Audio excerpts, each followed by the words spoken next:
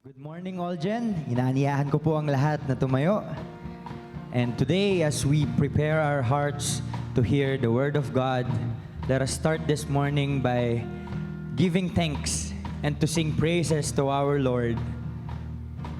This morning, let us sing, let us clap our hands and give our voices to our God. Let us sing to Him this morning.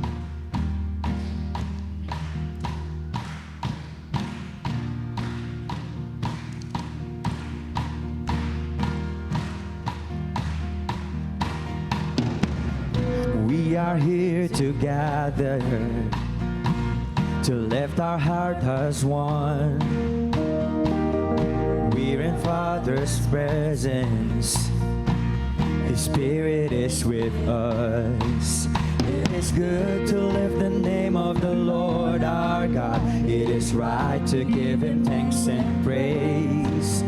For His heart is overflowing with love for us, and His mercy we can never contain.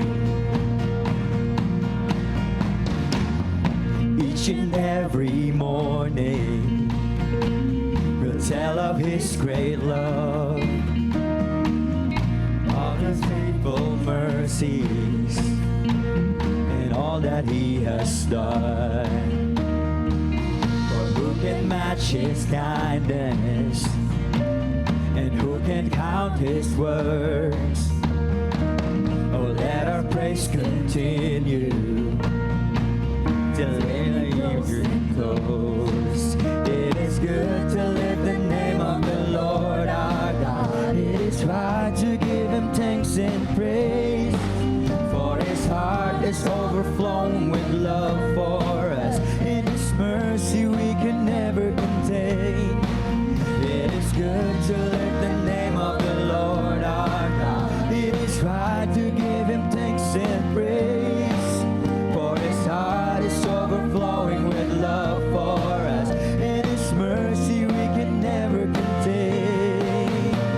Glory, honor, wisdom, power, and strength to our Savior, Jesus, worthy all our praise.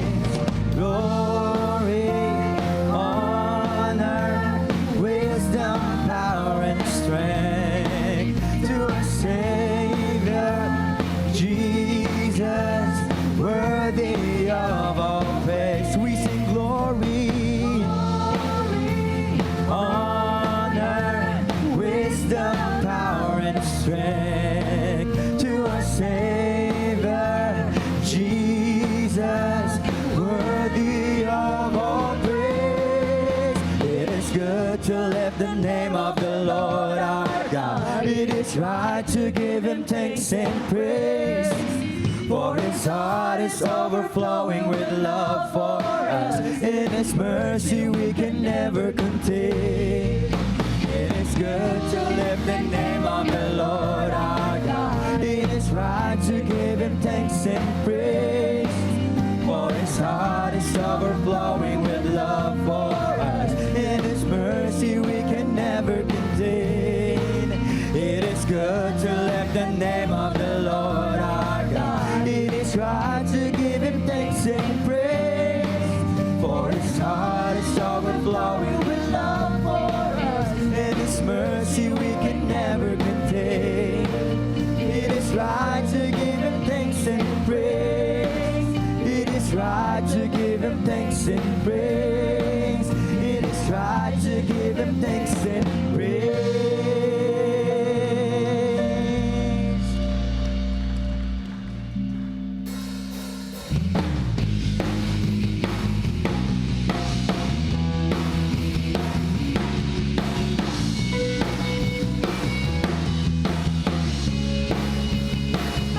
I lift my voice, I lift my praise to You. I lift my hands, I lift my worship to You. And I love You more than I can say. Oh, I love You more than I can say. sing ever, ever I will sing. Only you will I adore. Glorify my Lord. Only you will I serve. For the world will fade away. Still my song to you remains. Only you will I adore.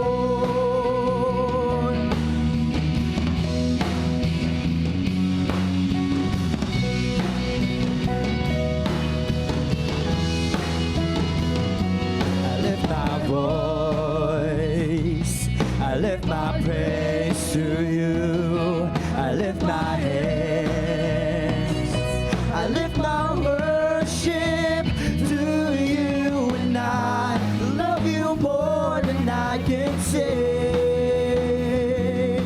Oh, I love you more than I can say. Ever I will say, only you will I adore. Glorify my Lord. Only you will I serve. For the world will fade away.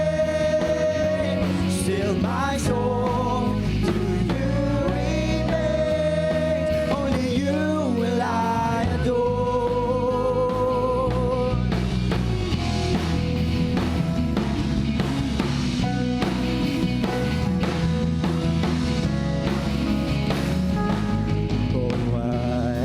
Love you always.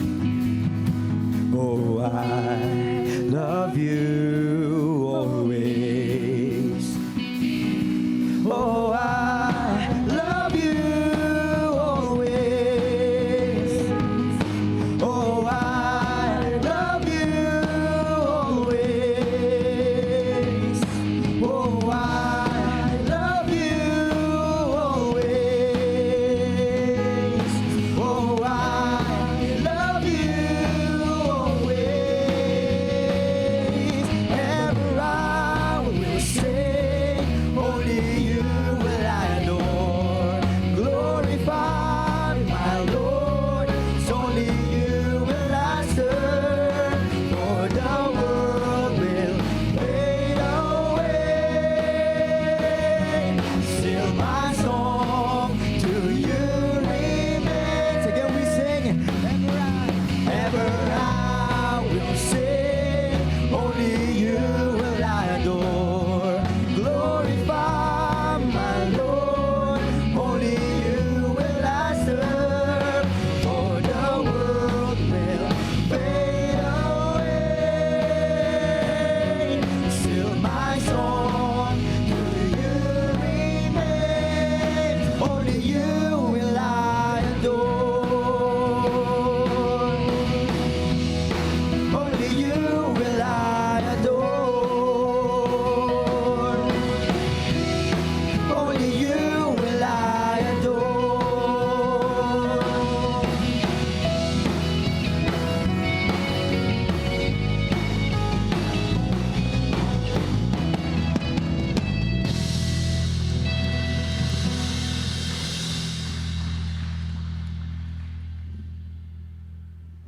Lord, we come to you acknowledging that you are our great foundation and you are our sustainer, O Lord. There is none like you. This morning, O Lord, we just want to thank you. We pray that we would come to the place that you're enough in our lives, Panginoon. Whatever the world offers, oh God, we pray that you would strengthen our love for you. For you will last forever, because you are our great and firm foundation.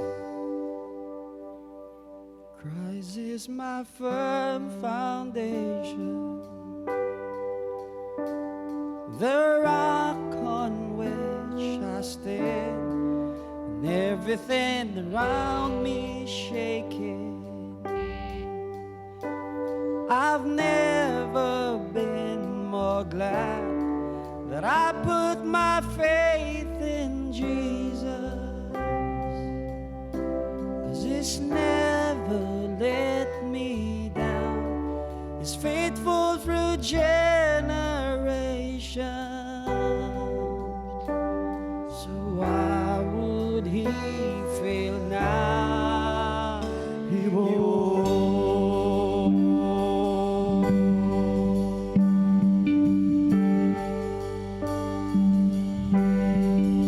I've still got joy in chaos. I've got peace that makes no sense. So I won't be going under.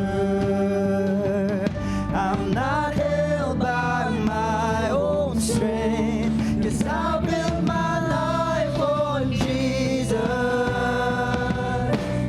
He's never let me down. He's faithful in every season. So why would He fail now? He won't. He won't. He won't fail. He won't fail. He won't. He won't. He won't fail. He won't fail. 'Cause Christ is my firm foundation, the rock on which I stand when everything around me is shaking. I've never been more glad that I put my faith in Jesus. He's never let me down. He's faithful through generations. So why would He fail now? He won't. He won't. He won't fail. He won't fail. He won't.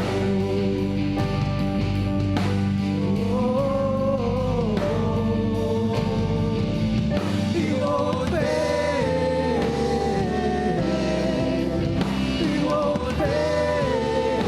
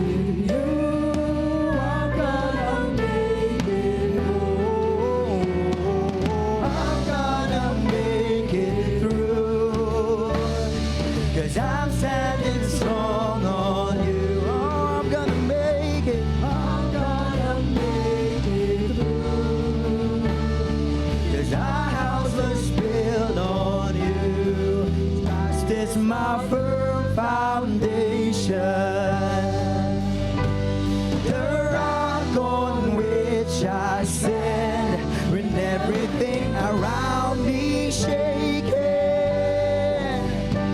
I've never been more glad that I put my faith in Jesus. He's never let me down. He's faithful to generations. So I would be failed now. He won't. He won't. He won't fail. He won't fail.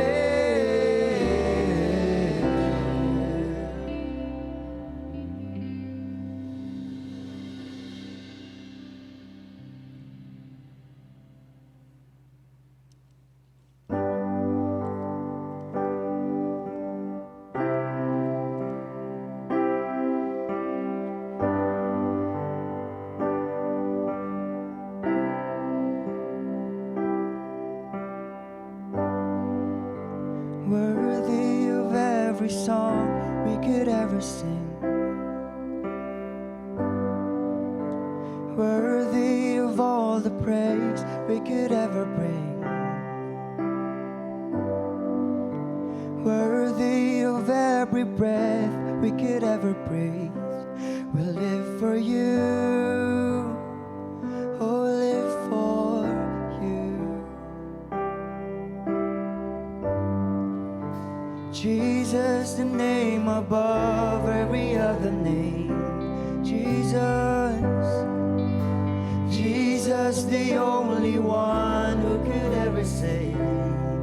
Worthy, worthy of every breath we could ever breathe. We live for you. Oh, live for you. And holy, there is no one like you. There is none beside you. Open up my eyes in wonder and show me who you are and fill me with your heart and lead me in your love to those around me. Oh, you're worthy, oh God. You are worthy, oh God. Worthy of every song we could ever sing. Worthy of all the praise we could ever bring. Worthy of every breath we could ever breathe. We'll live for you. Oh, we'll live for you. We sing Jesus. Jesus, the name above every other name.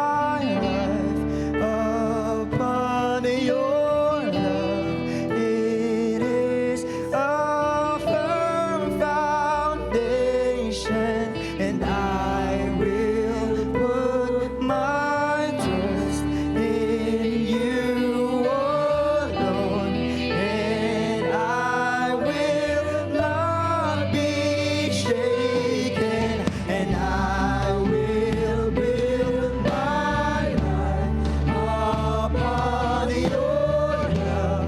It is a firm foundation, and I will put my trust in you alone, and I will not be shaken, and I will build my life upon your love.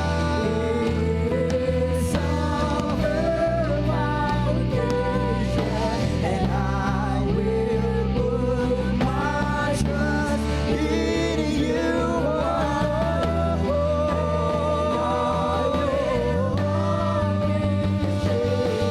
In holy, there is no one like you.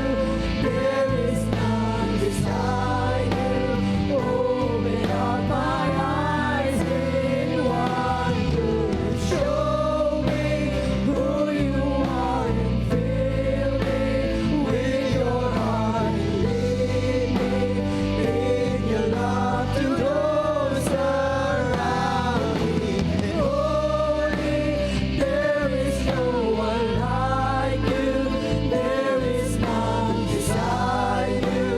Open up my eyes in wonder and show me who you are and fill me with your heart and lead me in your love to those around me. And I will build my life upon your love. It is a firm foundation, and I will put my trust in you alone, and I will not be shaken. Holy, there is no one like you. There is none beside you. Open up my eyes in wonder. Show me who you are and fill me with your heart and lead me in your love to those around me.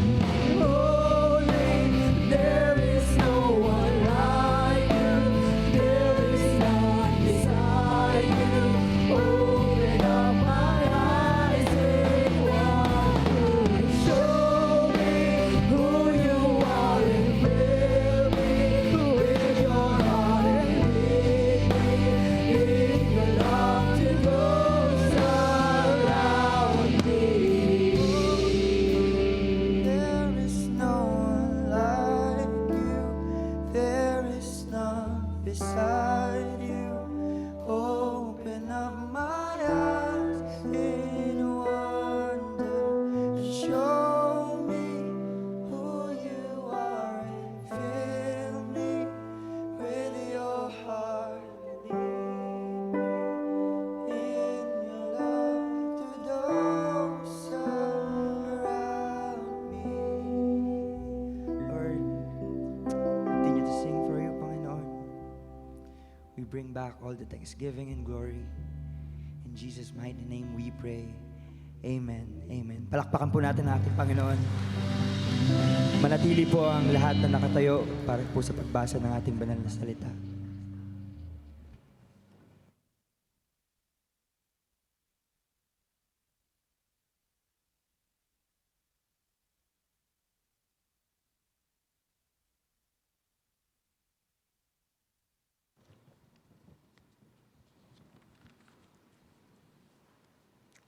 Buksan po natin ang ating mga Biblia sa aklat ng Mateo 6:1-18. Basahin po natin ito ng salitan. Ako po yung mauna at ang kongregasyon po ang susunod. And then sabay-sabay po tayo sa huling talata, verse 1. Pag-ingatan ninyong hindi pakitang tao ang pagtupad ninyo sa inyong mga tungkulin sa Diyos. Kapag ganyan ang ginawa ninyo, wala kayong matatamong gantimpala buhat sa inyong Ama na nasa langit.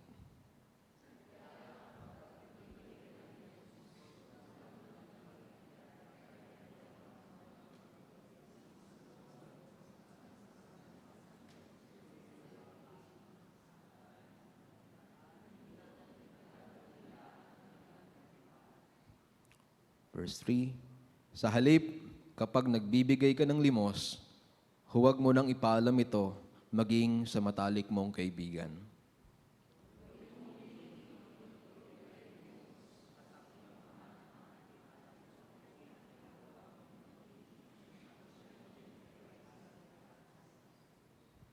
Five, kapag nananalangin kayo, huwag kayong tumulad sa mga mapagkunwari.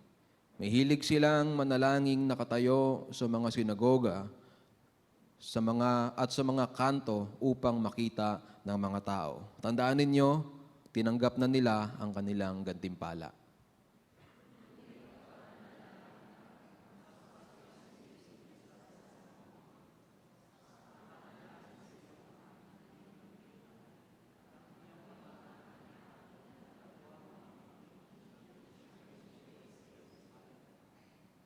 Seven, sa pananalangin ninyo ay huwag kayong gagamit ng maraming salitang walang kabuluhan, gaya ng ginagawa ng mga hintil. Ang akala nila ay papakinggan sila ng Diyos dahil sa haba ng kanilang sinasabi.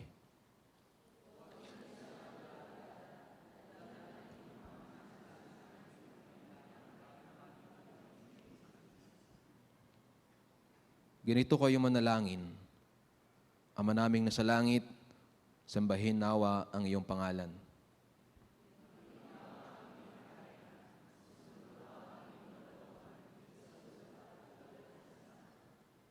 Bigyan mo kami ng aming pagkain sa araw-araw.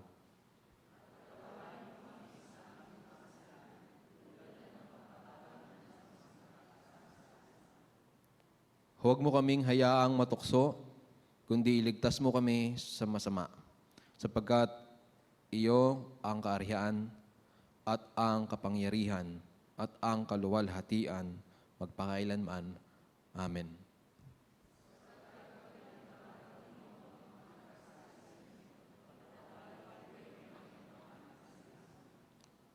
Ngunit kung hindi niyo pinapatawad ang inyong kapwa, hindi rin patatawarin ng inyong Ama ang inyong mga kasalanan.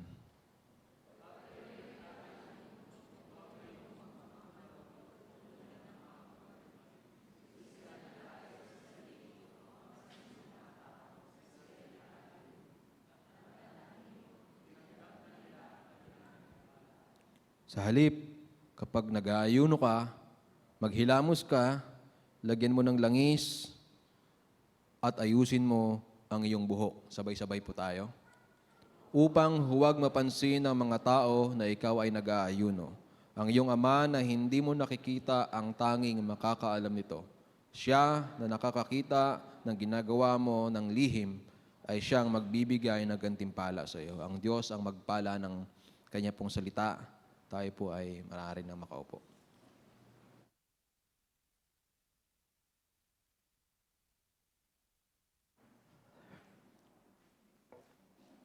Good morning, everyone. Welcome to God's Sanctuary. Pwede mo bang pakibati yung inyong mga katabi? Welcome them to the church. Let us be happy that we are together in this place, worshiping God. Pardon the voice. I thank the Lord, no? Kasi at least ngayon medyo okay na ng konti. Several days ago talaga medyo very challenging yung flu. Sabi ko nga, salamat kay Lord, hindi siya nangyari ng 2020 o 2021, kundi St. Peter na usapan ng mga gantong sakit. Nangyari siya ngayon, so I'm here. I can deliver the message to you. But before that, mga kapatid, let's go to the Lord in prayer. No? Tayo po yung manalangin at ating pagkatiwala sa Panginoon ng gawain ito. pag-aaral ng kanyang salita, pagpupuri sa kanya. Let us listen to the Lord.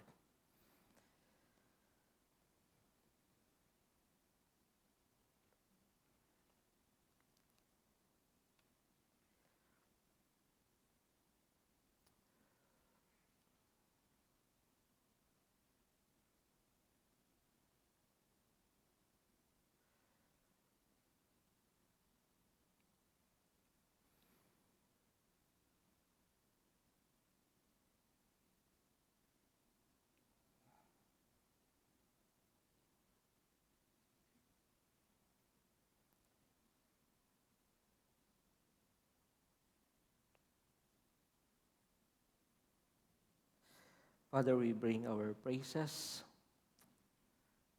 and thanksgiving as we gather together, Lord, to celebrate your presence.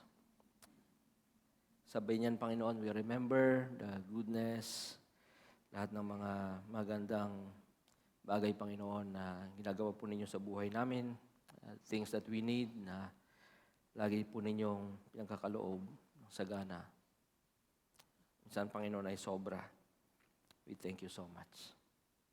Today, Lord, we will continue to study your word. Naniniwala kami, Panginoon, itong gawain ito, O Diyos, ay bagamat ordinary sa karamihan, this is very sacred and important to you. Mula dito, Panginoon, ay makikita namin ang direksyon ng buhay, ang meaning, purpose. Sa lahat, Panginoon, makikita namin kung anong uri ng buhay ang aprobado sa inyo, ang kinaluluguran po ninyo. Yan yung buhay namin pong inaasam, yan ang buhay namin pong sinusunod. Tulungan niyo po kami, empower us, enable us, Lord.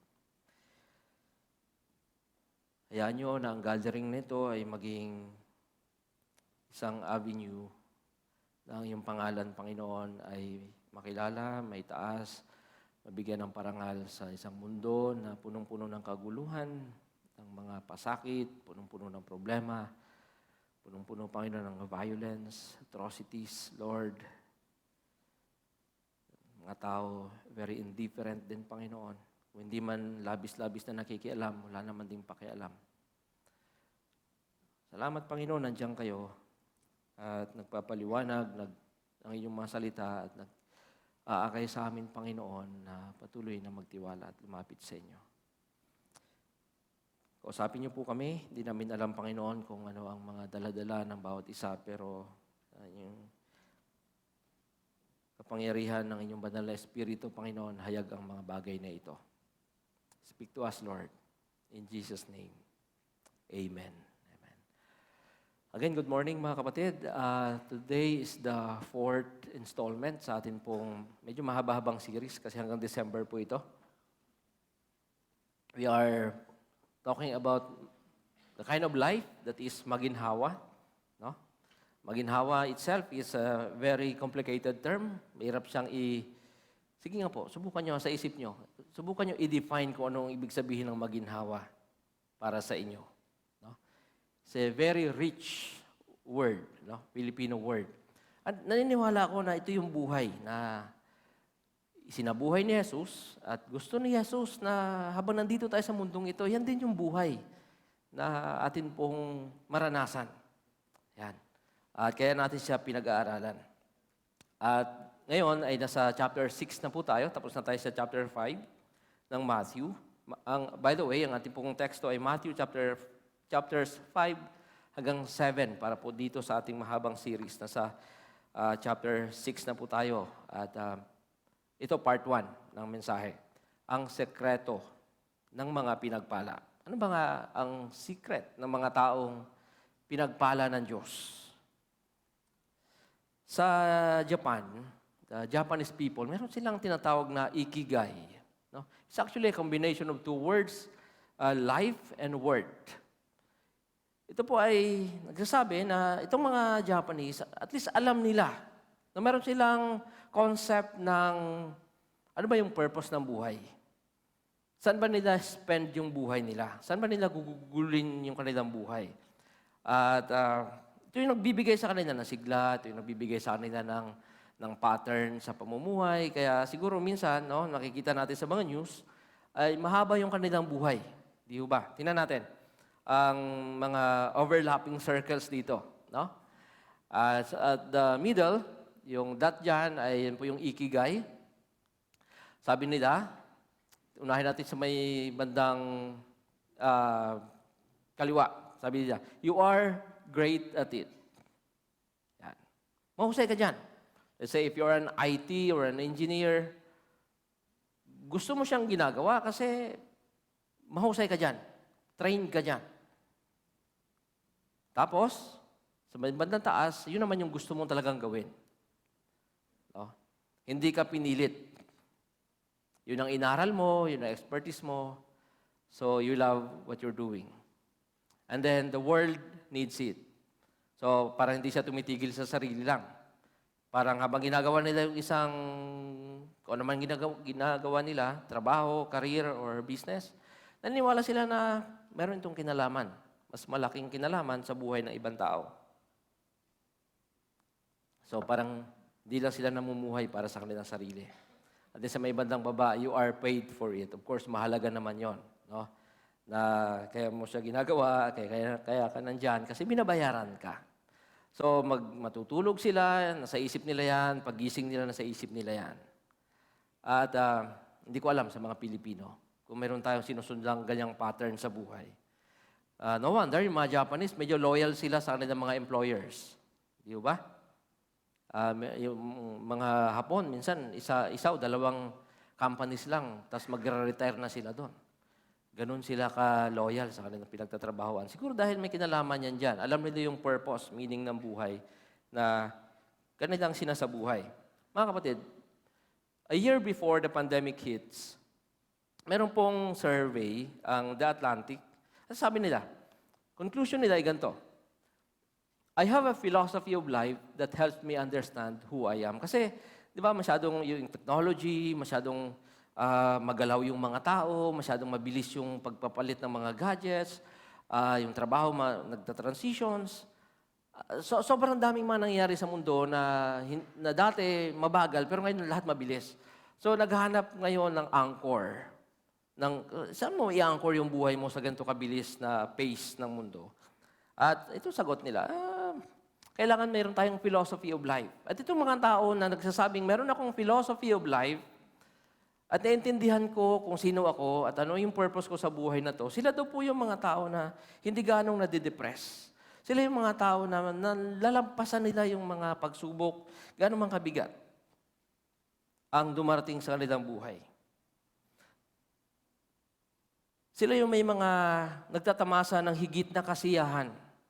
No, yung level ng joy nila at happiness, mataas kaysa sa mga taong hindi alam ang layunin. Now, sa mga naunang mensahe, balik tayo dito, makikita natin ang explanation ni Jesus tungkol sa pagdating ng kanyang paghahari. Sabi niya, di ba, the kingdom of God has come. At makikita natin yung kingdom of God ay nagbigay din ng buhay, isang uri ng buhay na ino-offer din ng ating Panginoon. Sabi niya, sa kanyang kaharian, ang bawat kasapi ay tinawag niyang pinagpala. Di ba, yun yung ating unang mensahe. At karamihan sa mga taong tinawag ng pinagpala ay mga taong walang ganong halaga sa mundo. Yung mga people of the land. Now, chapters 6 to 7, sa mga chapters po na ito, mga susunod natin mga lessons, layo ni Jesus na ituro sa kanyang mga tagasunod kung paano ba ang tunay na expression ng pinagpalang buhay sa kanyang kaharian. Ito ang buhay na maghihiwalay sa atin mula sa buhay sa mundo. Tanong is, paano nga ba magkaroon ng maginhawa at makabuluhang buhay? Sa status mo ngayon, kung nasaan ka man, ano man yung estado mo sa buhay ngayon, masasabi mo ba na ito ay maginhawa at makabuluhan? Of course, ang tanong na yan ay magkakaroon ng iba't ibang answers kung iba-ibang kultura at background ng tao ang iyong tatanungin. Ngunit mga kapatid, hindi lamang ikigai or isang simpleng philosophy of life ang nais ni Jesus. Mas malalim pa, higit pa riyan. Nais ni Jesus na ang ating mismong buhay ay maging reflection ng kanyang mismong buhay. Namuhay siya, nagturo siya, nag-set siya ng pattern, at yan yung kanyang gustong makita sa mga kingdom citizens, sa mga inimbitahan niya maging part ng kanyang heavenly family. Naririto ang sikreto kung paano ito matatamo. Number 1, pag-aralan natin, elements of the blessed life. Ano yung mga elemento ng isang buhay na pinagpala or maginhawa? Number 2, enemies of the blessed life. Medyo malungkot ng konti kasi kung may mga elemento ka, alam mo na, pero mayroon din mga enemies. And of course, to solve that, pangatlo, Jesus, the enabler and example of this blessed life. Unahin natin, elements of the blessed life. Jesus highlighted the 3 most important expressions of Jewish religion whereby righteousness is attained. 3 bagay, medyo mahaba yung kanyang sermon, mahaba yung ating binasa kanina, pero isang sermon po yun. Number 1, giving. Pagbibigay. Limos. Tulong. Number 2, prayer. And number 3, fasting. Remember, pinagdidiinan ko rin po ito mga kapatid, na sinasabi ni Jesus that He came not to abolish but to fulfill the law or the prophets. In other words, itong 3 bagay na to ay importante. Mayroon silang halaga kahit kay Jesus. If these disciplines are not practiced, there is no blessed life. In fact, all religions have their own set of practices to attain the blessed life. Tingnan natin to, Christianity as a religion. Now, medyo taas-taas ng kilay ang iba dito mga kapatid ha. Hawak-hawak ng konti sa upuan. I cringe every time I hear this phrase. Christianity is not a religion. It is a relationship. Narinig nyo na yan? Na-post nyo na sa Facebook yan? Take it down. It's not true. Hindi po totoo yan mga kapatid. Not because we are tired of state religions, not because we are tired of kung saan man tayo galing na na-oppress tayo ng mga ibang religions, doesn't mean Christianity is not a religion. Para mong sinasabi ngayon na kumain ka ng fruit salad pero ang hinigop mo lang talaga ay gatas. Because you have truncated Christianity to a relationship. Really. Christianity is religion. Religion is such a big word that it's impossible to define in a single sentence. Manghihiram tayo ngayon ng idea sa isang scholar, British scholar, Gordon Lynch. Sabi niya, 2 bagay. When we talk about religion, substantive view. Tingnan nyo Religion is characterized by a certain core elements. For example, beliefs in a deity or deities. Naniniwala ba kayo may Diyos? O naniniwala tayo. Or other supernatural force, like angels. People who have special religious roles, such as priest, pastor, shaman. Sacred scriptures or tradition. And sacred space, like this place. So ang religion, meron siyang substance. Now, Christianity ay may ganito, pasok ba dito? Of course, pasok siya. Kasi meron siyang substance. Number 2, functionalist view. Tingnan natin. It has social functions, namely experience of community, and binds people into social order and shared beliefs and values for everyday lives. Meron tayong life groups, may fellowship, yung mga youth, nag-gather minsan, mga bata nandun. Anong tawag natin dyan? It has also existential functions because it provides people a set of resources, myths, rituals. We have Lord's Supper, we have baptism, we have weddings, we dedicate our children to God, we dedicate our cars, our houses, whatever it is. We have symbols, we have values, we have narratives for meaning and purpose. Lastly, It has transcendent functions. Ibig sabihin, hindi lang siya nandito sa mundo. Hindi lang siya dito actual sa buhay mo. It goes beyond that, transcendent, as it provides a medium through which people are able to experience God.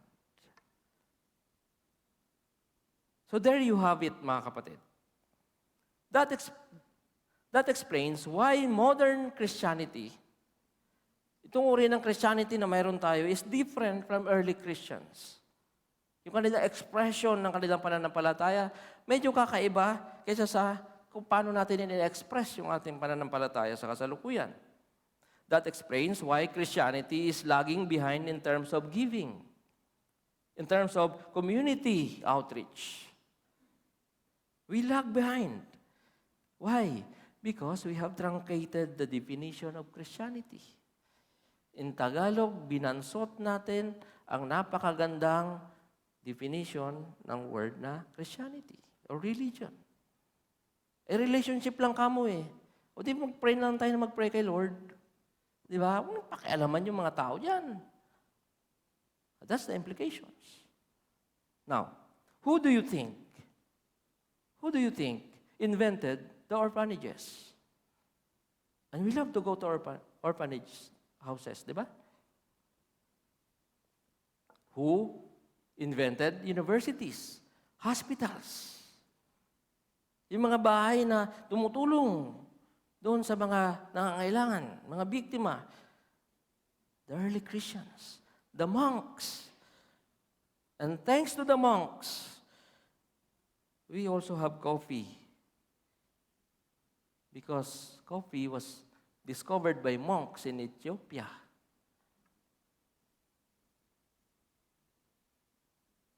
That's how they practice their Christianity.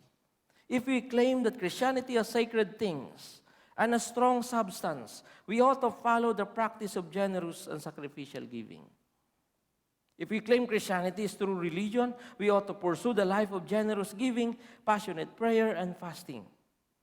Ito ang definition ni James, the brother of Jesus, ng salitang religion pertaining to Christianity. Sabi niya, ang relihiyon na dalisay at walang dungis sa harap ng ating Diyos at Ama ay ito: pagtulong sa mga ulila at sa mga biyuda sa kanilang kahirapan at pag-iingat sa sarili upang huwag mahawa sa kasamaan ng mundong ito. We maintain our relationship to Christ by not allowing ourselves to be contaminated by this word, but at the same time, we are very practical and active. Something na medyo kinakapos tayo. Paul also outlines instructions regarding giving and service to the poor and the needy. Tingnan ninyo ito. 1 Timothy 5, 3-10. Ito ay sa konteksto ng church. Sabi ni Paul, igalang mo ang mga biyudang wala nang ibang maasahan sa buhay. Subalit kung ang isang biyuda ay may mga anak o apo, sila ang unang dapat kumalinga sa kanya bilang pagtanaw ng utang na loob sapagkat ito ay nakakalugod sa Diyos. Ang biyuda na walang ibang maasahan sa buhay ay sa Diyos na lamang umaasa. Kaya't patuloy siyang nanalangin araw at gabi. Samantala, ang biyudang mahilig sa kalayawan ay may turing ng patay, bagamat siya ay buhay. Ipatupad mo sa kanila ang utos na ito upang walang maisumbat sa kanila ang sinuman. Ang sinumang hindi kumakalinga sa kanyang mga kamag-anak, lalo na sa mga kabilang sa kanyang pamilya, ay tumalikod na sa pananampalataya at mas masama pa kaysa sa isang di mananampalataya. Ang biyudang dapat isama sa listahan ng tutulungan ay yung di bababa sa 60 taong gulang. So kaya pala kinuha siguro yung senior citizen, 60. Sa Bible din pala yun. Naging tapat sa kanyang asawa, kilala sa paggawa ng kabutihan, nagpalaki ng maayos sa kanyang mga anak, magiliw tumanggap sa nakikituloy sa kanyang tahanan, naglingkod ng may kababaang loob sa mga hinirang ng Diyos, tumulong sa mga nangangailangan at inialay ang sarili sa paggawa ng mabuti. Talon tayo ng verse 16. Sabi niya, kailangan alagaan ng babaeng mananampalataya ang mga kamag-anak nilang biyuda upang hindi sila maging pabigat sa iglesia. Sa gayon, ang alagaan ng iglesia ay yun lamang mga biyudang walang ibang maaasahan sa buhay. Tingnan natin. Isa pang sulat ni Paul, Galatians 6:9-10. Kaya't huwag tayong mapagod sa paggawa ng mabuti, sapagkat pagdating ng taktang panahon, tayo ay aani kung hindi tayo susuko. Kaya nga, basta may pagkakataon ay gumawa tayo ng mabuti sa lahat ng tao, lalo na sa mga kapatid natin sa pananampalataya. That's the spirit of giving na ini-instruct sa atin ng Bible. Now, giving obviously belongs to outward disciplines. Di ba? Kasi nakikita siya eh. Pinapractice natin siya. Ang tanong, what sustains it? Bakit hindi ka napapagod? Di ba? Yung mga kumanta nung Friday sa concert ni Pastor Benji, para kay Pastor Benji pala. O ba't nandito pa rin kayo? Hindi ka na napapagod. What sustains that? Saan nagaling yung energy na yan? Diyan ngayon pumapasok yung paborito nating definition ng Christianity, relationship. That's what sustains giving. Relationship to, of course, God, through Jesus Christ. Because the next part is about prayer and fasting. These are internal disciplines, mga kapatid. For example, Jews. Nagpipray sila at least 3 times a day. Parang tayo din naman, no? Minsan ano lang tayo. 3 times a day tayo na kumakain, so 3 times a day tayo na nalangin, minsan nakakalimot pa tayo mag-pray. Sa mga Hudyo, 3 times a day. Mga Muslim, 5 times a day. O, talo pa tayo. Pero, pag talagang totoong Kristiyano tayo, sabi ni Paul, huwag na kayong tumigil manalangin. Laging manalangin. Mga kapatid, itong 3 Abrahamic religions na to, Christianity, Islam, at saka Judaism, kasi lahat tayo nakiklaim galing kay Abraham. These religions, marami siyang commonalities. Prayer, giving, fasting. Ginagawa natin lahat yan. Tingnan natin yung prayer. Paano binibigyan ng emphasis yung prayer.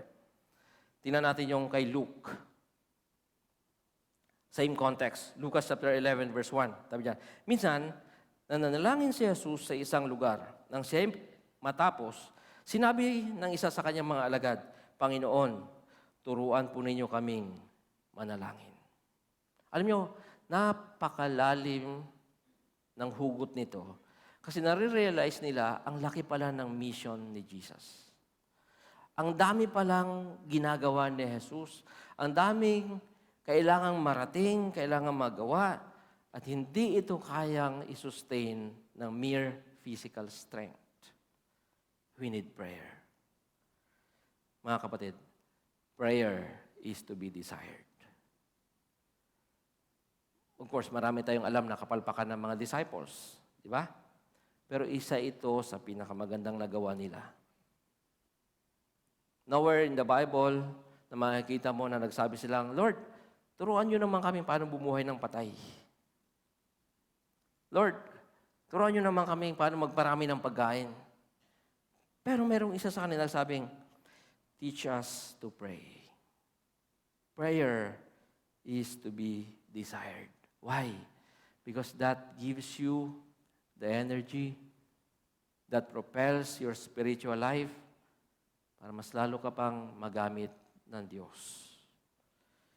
Alam niyo sa mga Hudyo, halos walang pagkakaiba yung salitang righteousness sa salitang giving. Nagiging righteous sila sa pamamagitan ng pagbibigay. Kaya naman yung mga Pharisees, mas lalo din namang ginanahan ng gusto. Ina-announce naman na araw-araw na sila ay nagbibigay. Something na hindi naman gusto ni Jesus. Kaya balik tayo sa sinasabi ng ating Panginoon. These are important things. Huwag natin kalilimutan. We don't just pray and fast, but wala tayong practical applications. Are we Christ-like enough in our giving? Are we like Jesus in our prayers? Yung bang ating fasting ay acceptable to God? matatapos na naman itong taon na to. Hihingi na naman tayo ng direksyon kay Lord, di ba? Hihingi na naman tayo ng bagong trabaho kay Lord. Hihingi na naman tayo ng bagong gadget kay Lord. Hihingi na naman tayo ng kung ano-ano sa Panginoon. Paano ba ang paraan na binibigyan ng approval ng Panginoon? Prayer, fasting, and our willingness to be used by God. Our willingness to give for the mission of God. Our willingness to participate in whatever it is na ginagawa ng Holy Spirit at tayo yung kanyang mga practical na mga paa at mga kamay dito sa mundong ito. Ephesians chapter 2, 8 to 10. Now, ang alam ko na sasabihin nyo dito, ang paborito nyo lang dito yung 8 at saka 9. Diba? Tayo mga Baptist, talagang kamamatayan natin yan. Grace alone, faith alone, di ba? Dami-dami mga reform ngayon. Sabi yan, sapagkat dahil sa kagandahang loob ng Diyos, tayo ay naligtas sa pamamagitan ng pananampalataya. At ito'y kaloob ng Diyos at hindi mula sa inyong sarili. Hindi ito bunga ng inyong mga gawa, kaya't walang may pagmamalaki ang sinuman. Ito ang verse 10. Kung ano tayo ngayon ay gawa ng Diyos. At sa pakikipag-isa natin kay Kristo Jesus ay nilikha niya tayo para sa mabubuting gawa. Minsan nakakalimutan natin yan. Na inihanda niya noong una pa man upang gawin natin. So mga kapatid, hindi binura ni Jesus yung tatlong yun. Fasting, prayer, and giving. Sa halip, mas in-intensify ng ating Panginoon. Pangalawa, the enemies of the blessed life. Ano mga kaaway nito? Sabi ni Jesus, Satan is the father of lies. He is the master manipulator, the master of twisting and perverting the truth and righteousness. Mahusay siya dyan. The problem is, kahit alam natin, many people still believe in Satan. Sumusunod pa rin sa kanya. In fact, we live in a world of misinformation and disinformation. In short, a world of lies. Eugene Peterson, sabi niya, Christian consciousness begins in the painful realization that what we had assumed was the truth is in fact a lie. Sa Tagalog, naisahan ka, nagoyo ka, kaya nagsisi ka, bumalik ka kay Lord. Dahil napaniwala ka sa isang malaking kasinungalingan. Bakit ko ito sinasabi? Kasi naniniwala ang mga tao, minsan kasama tayo, na ang binaluktot ni Satanas ay siya na ngayong matuwid or standard. Gaya ng mga Hudyo ng panahon ni Jesus. The elements of the blessed life have been perverted, no? At ginawang kaaway. Paano? Number 1. Sabi ni Jesus, nakakalungkot ito. Nung binabasa ko ito, parang nalulungkot ako. Kasi gagawa ka ng mabuti, but be careful. Bakit nalulungkot nun? Gagawa ka na lang ng mabuti, sasabihan ka pa ni Jesus na mag-ingat ka. Bakit? Kasi ang motibo nga eh. Sabi ni Jesus, be careful in practicing righteousness. Like for example, giving. Sabi niya, when you give, do not announce it or get the public attention. Yan. Ano po ang modern day counterpart nito? Kasi noon, bibigay sila, tapos may mga tumutunog-tunog na sign na nagbigay sila, tapos magpapalakpakan yung mga tao sa paligid. Gagawin nila yan sa synagogue, gagawin nila yan sa palengke, kung saan talaga maraming tao, sasadyain talaga nilang doon gagawa para ma-recognize ng mga tao. So sa kanila ganon. Sa atin ngayon, anong counterpart nito? Selfie, di ba? By the way guys, this is the guy who did not eat kagabi pa, so ay, di ba? Tinulungan ko na lang, kasi popost mo sa Facebook. So be careful in practicing righteousness. Number 2, do not be like the hypocrites when praying. Do not stand in public places to get people's attention. Naalala niyo yung publican at saka Pharisee. Pareho sila nag-pray, yung Pharisee nakataas yung kamay, nakatingin sa langit, sasabi niya, Lord, buti na lang hindi ako katulad nitong katabi ko. Kasalanan, magnanakaw, mamatay tao. Tapos yung isa, nananalangin siya, hindi siya tumitingin sa langit kasi nahiya siya kay Lord. Sabi niya, Lord, have mercy on me, a sinner. O sino mas kinalugdan ng Panginoon? Sinner. Kaya sabi ni Jesus, huwag kayong gagaya sa mga hypocrites na yan. Do not stand in public places to get people's attention.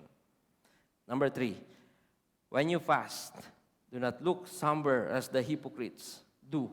For they disfigure their faces to show others they are fasting.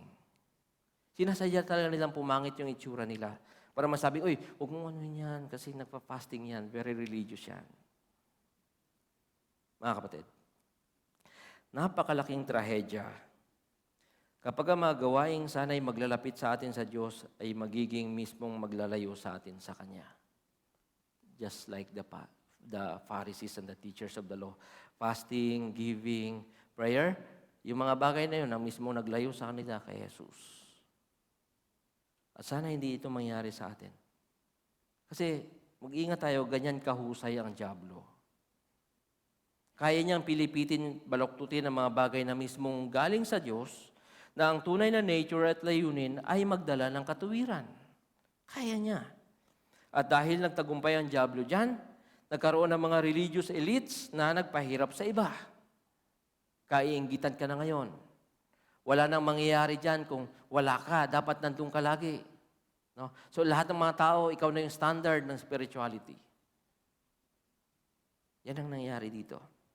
Nagkaroon ng mga requirements na imposibleng maabot at hindi naman hinihingi ng Diyos. Kaya meron tayong mga senior agila dito sa Pilipinas, meron tayong mga kung ano-ano.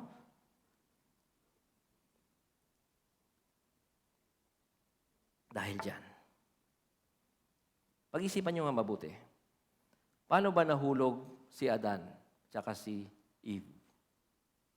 Meron bang violence involved? Wala, di ba? Meron bang actual struggle against God? Wala. Ang ginawa niya, Satan perverted God's word. Binaluktot niya yung salita ng Diyos. Ginawa niya itong malaking kasinungalingan. Ginamit niya laban sa Diyos. Kwento niya kay Eve.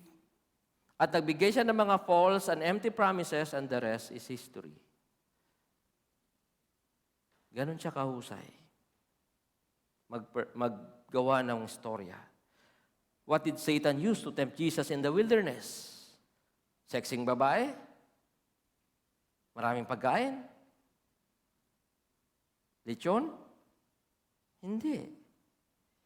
Perverted God's word. Yun yung inihahain niya kay Jesus. Mga kapatid, all over history, the history of the church, we see this truth, this sad truth. Violence and injustice ay nangyayari in a very inconspicuous way. Real battle kasi nangyayari talaga in the heart and only the Holy Spirit knows who is pleasing God in what he or she does. Kaya ang daming giyera sa mundo na may kinalaman ng religion dahil dito. Naniwala tayo kay Satanas na yung lahing yan, kailangan ma-obliterate yan kasi hindi yan sila pinili ng Diyos. In the name of God, we go to war.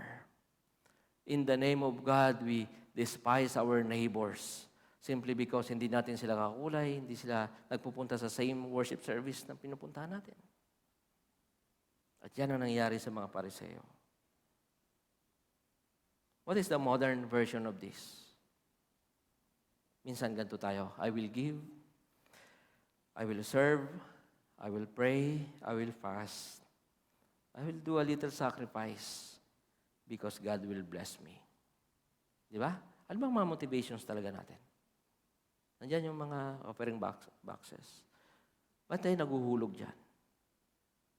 Because God will bless us? And what if He does not? Paano kung hindi? Ano ba ating mga motivations? Of course, nagbi-bless naman talaga ang Panginoon. Pero paano nga kung hindi? Yun na lang ba yung ating motivation sa buhay? we have no idea how wicked this concept is. Anong sabi ni Jesus sa mga taong gumagawa nito? They already received the reward in full.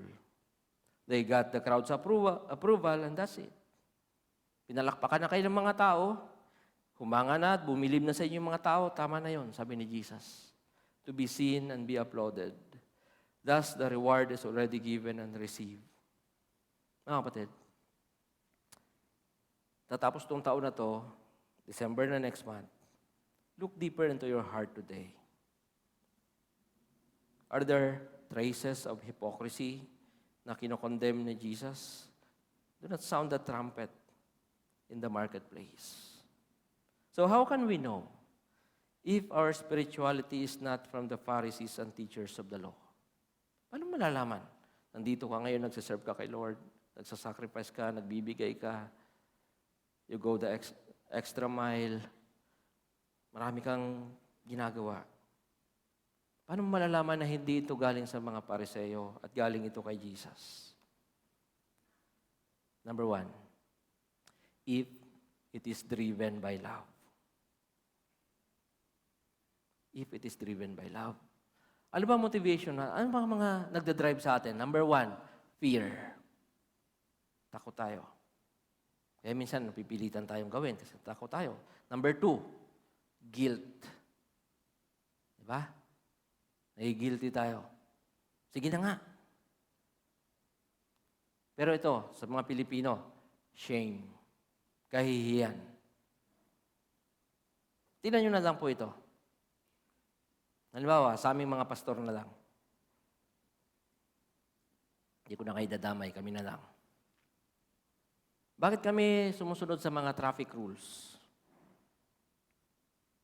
And hopefully sumusunod kami. Assuming. Bakit kami sumusunod? Ano motivation? Mahal ang multa? Pwede. May impound? Pwede. Pero okay ba yun?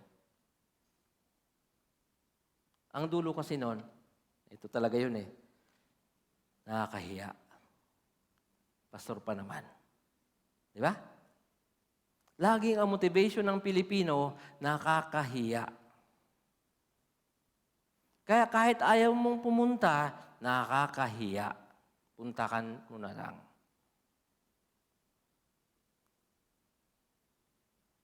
Kaya yung mga magpapakasal, hindi naman nila kilala yung mga ninong at ninang nila, sabi ng mga magulang, ay hindi nakakahiya, kailangan isama. Di ba? Yan talaga yung mga motivations natin eh. Sa West, guilt. Kaya nga highly, yung litigus masyado, tama ba ako, Macy?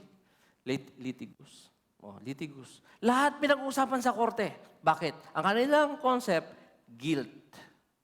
Kailangang isettle na ito tama, ito mali. Guilt ang kanilang motivation doon sa West. And sobrang umaapaw na kayamanan nila, binibigyan nila sa mahirap kasi nagigilty sila. Tayo, laging shame yung ating motivation. Pag-isipan niyo mabuti yan. Sabihin niyo, mali ako. Di ba? Laging nakakahiya. Okay? Pagka fear, guilt, or shame, medyo may problema tayo. Galing yan sa mga Pariseo. Whatever it is, ang ginagawa mo, sabi ni Paul, do it all for the glory of God. Ibig sabihin niyan, may pag-ibig. Number 2, when there is freedom. Diba? The devotion ka because I am free to God. In Christ, I am free.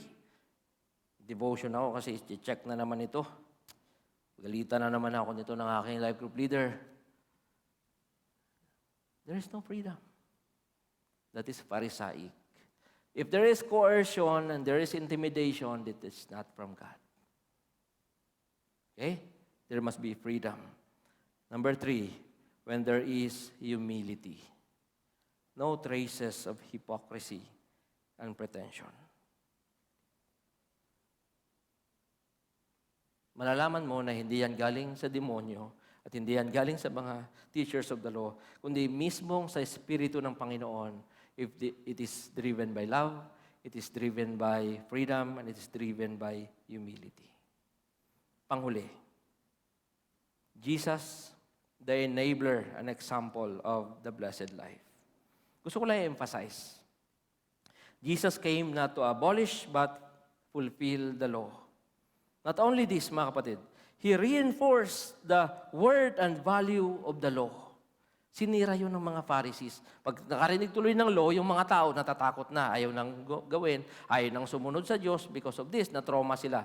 Ni-revive yun ni Jesus. Ni-recover yung meaning na yun ng ating Panginoon. Yung inherent goodness, its beautiful nature, and its intended purpose because it's from God Himself. Human beings, especially corrupt and self-righteous leaders, perverted the law to oppress and intimidate people. So in relation to spiritual disciplines, fasting, prayer, and giving, how did Jesus enable this? How did Jesus enable His followers to live the blessed life? Number 1, obscurity and secrecy, according to Jesus, are your friends. Kabaliktaran. Mga Pharisees, ina-announce nila, nandun sila sa kung saan sila madaling makita. Si Jesus sabi niya, do it in secret. Kaibigan natin yung pagiging sekreto. Give, pray, and fast in secret. Diba? Sabi ni Jesus, huwag kang magpahalata. In fact, sabi pa nga niya pag nagbigay daw yung kanan, huwag nang sabihin sa kaliwa. Do it secretly. Number 2, remember, si God lang naman talaga ang gusto mong i-please. Tama? Huwag mo na idama yung ibang tao. Sabi diyan, God sees what is done in secret. Nakikita daw kasi ng Diyos kung ano ang ginagawa ng lihim. Number 3, ito maganda. Don't forget, God knows how to give rewards. Sabi ni Jesus, then your Father, who sees what is done in secret, will reward you. Nga lang, minsan, ang reward ng Panginoon hindi naman automatic. Di ba? Hindi yung may sakripisyo kang ginawa ngayon, expect ka agad-agad, bukas meron. Well, sometimes meron, pero laging God's term and God's time. Huwag mo kalilimutan yan. God's term and God's time. May mga rewards na binibigay ang Diyos dito sa lupa. Pero mas naniniwala ko, mas maraming rewards ang hindi mo matatanggap dito sa lupa. Kailangan mo mag-antay. Makita siya ng harapan to get your rewards. Mga kapatid, you have no business leaving a legacy dito sa mundong ito, dito sa church na to. Creating a name for yourself, that's not your calling. Our calling is to be faithful, steadfast, consistent, and most especially obscured by the shadow of Christ and the power of the Holy Spirit. Yan ang sekreto ng mga taong pinagpala. Alam na alam nila bakit sila namumuhay sa mundong ito. Alam na alam nilang kahirapan, pagsubok, part and parcel ng mas malaking picture, ng mas malaking layunin ng Diyos. Mga pinanganak ng 1970s, 60s. Noong 1980s, so may mga edad na kayo noon, 90s, sikat noon yung mga metal na mga banda. Tama ba? Metallica, Nirvana, ano pa? AC/DC. Si Dave Mustaine. Siya po isa sa mga founders ng Metallica. Mahusay, talented, gifted, etc. Musician talaga. Problema, kasikatan nila, umpisa sila, sikat na agad sila, lagi sila nagsusuntukan. ng isa sa mga members. Lagi may away, bugbugan. So nagkasundo sila. Sipain na natin to si Dave. So natutulog siya, binilan siya ng ticket, pinalayas siya ng kanyang mga kasama. So habang nasa bus siya, sabi niya, I'll create another band na mas mahusay sa Metallica. Papamukha ko sa mga taong to. Mas mahusay ako sa kanila. So yun yung naging motivation niya. Maghiganti, gumawa na mas higit pa. Totoo nga naman, nakagawa siya. Ang title ng banda ay Megadeth.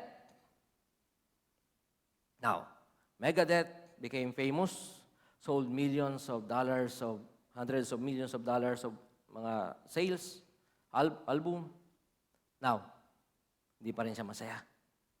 Bakit? Kasi sikat na sikat yung Megadeth, pero mas sikat pa rin yung Metallica. So meron nang nagtanong sa kanya, ba't ka ba ganyan?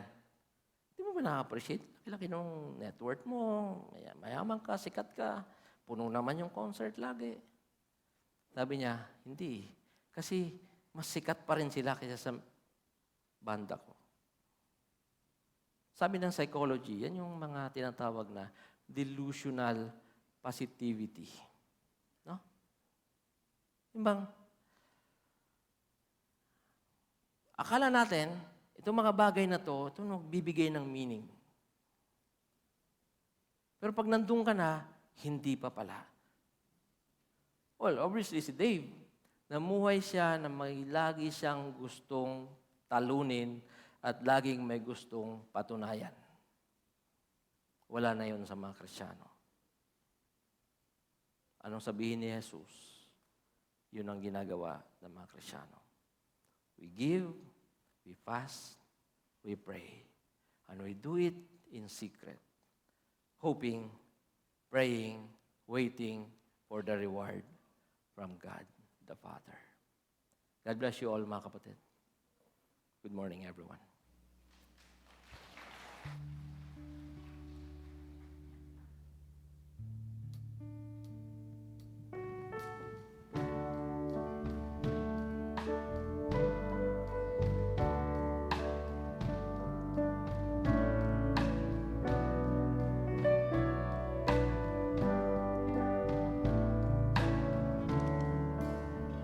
Hear our prayer.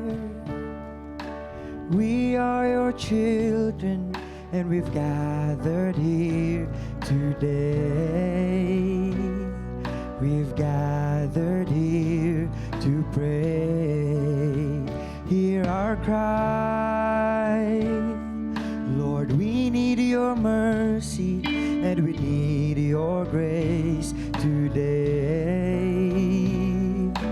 Hear us as we pray.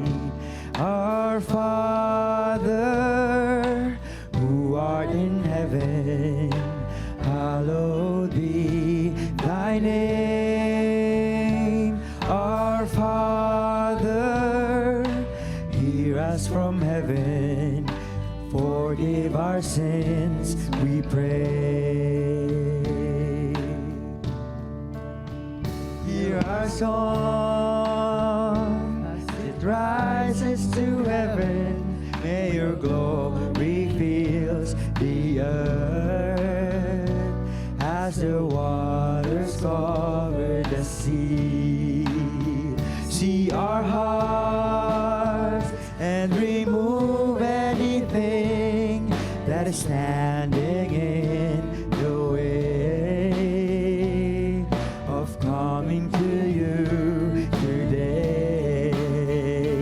Our Father, who art in heaven, hallowed be thy name. Our Father, hear us from heaven, forgive our sins, we pray. And though we are few, we're surrounded by many who have crossed that river before. And this the song we'll be singing forever.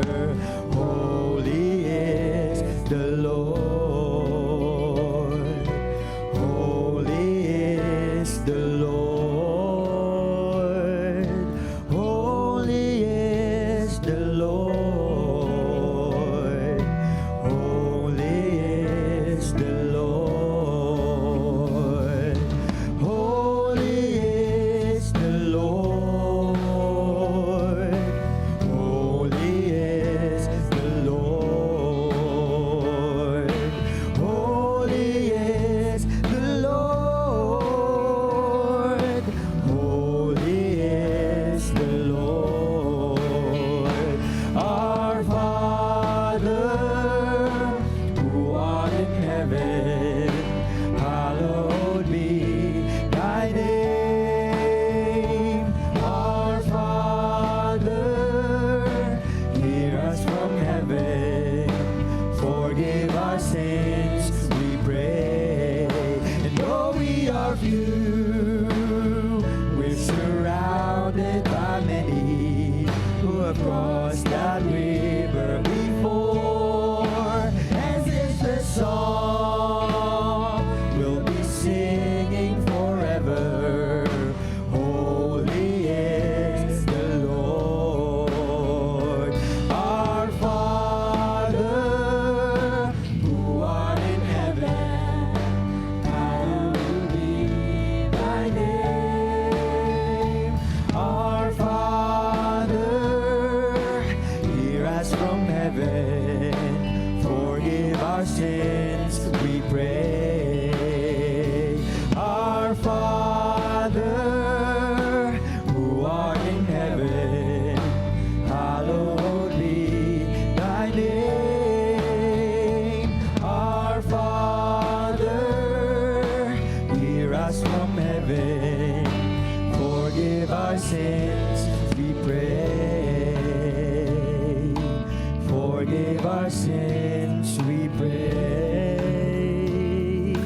Forgive our sins, we pray.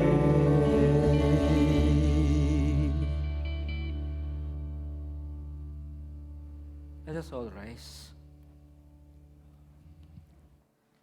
Let's end our service by praying the Lord's Prayer. It's in the screen, mga kapatid.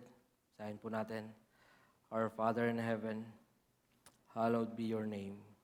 Your kingdom come. Your will be done on earth as it is in heaven. Give us today our daily bread, and forgive us our debts, as we also have forgiven our debtors. And lead us not into temptation, but deliver us from the evil one. Amen and amen. May the Lord bless you. May the Lord make his face to shine on you and be gracious to you. And may the good Lord make his face lift up his countenance on you and give you peace. Amen and amen. Magandang umaga mga kapatid. Tapos na po ating gawain. Pagpalain po tayo ng Panginoon.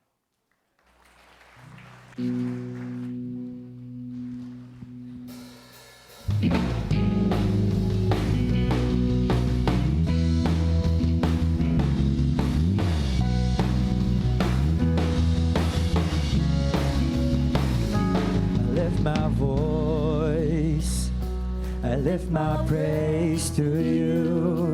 I lift my hands, I lift my worship to you. And I love you more than I can say. Oh, I love you more than I can say. Ever I will sing, only you will I adore. Glorify my Lord, only you will I serve. For the world will fade away, still my song to you remains. Only you will I adore.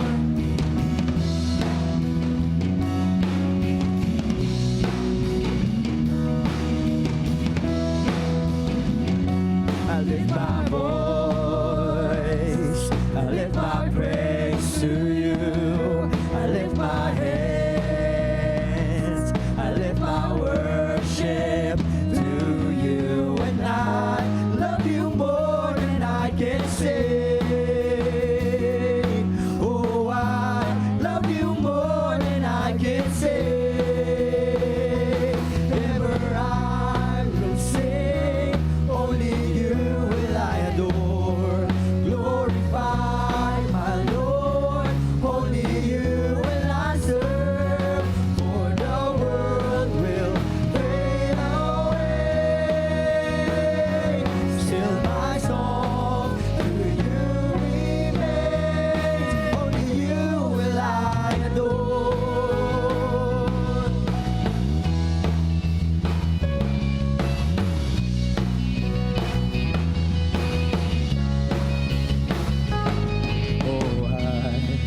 love you always. Oh, I love you always. Oh, I love you always. Oh, I love you always. Oh, I love you always. Oh, I love you always. Ever I will say, only you will I adore. Glorify my Lord, only you will I serve. For the world will fade away, but still my song to you remains. Ever I will sing, if only you will I adore. Glorify my Lord, only you will I serve. For the world will fade away, still my song to you remains. Only you will I adore. Only you will I adore. Only you will I adore.